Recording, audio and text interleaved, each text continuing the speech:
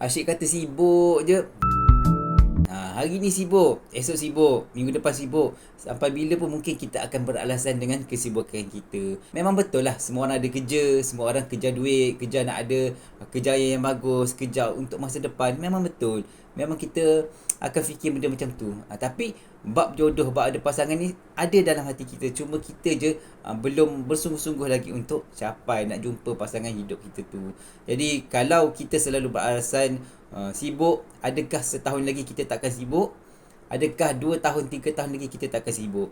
Jadi mungkin kita lebih sibuk lagi pada masa tu, betul tak? Jadi insyaAllah bagi yang memang ada niat untuk berumah tangga, umur pun dah semakin meningkat, sebabnya biasalah bila umur dah semakin meningkat ni, peluang untuk jumpa jodoh tu mungkin agak terhad sikit. Mungkin batch kita yang seusia dengan kita dah kurang dah, dan juga terpaksa bersaing dengan adik-adik kita yang sedang aktif mencari jodoh. Jadi manfaatkan sekarang, memang belum terlambat lagi, sebab setiap orang ada garis masa masing-masing. Jadi usahalah cari jodoh, walau sesibuk mana pun. Peruntukkan sejam sehari untuk mencari pasangan hidup. Setengah jam pun okey dah untuk scroll-scroll untuk cari pasangan hidup anda. Jom ke Tiljannah.my sekarang juga, okey?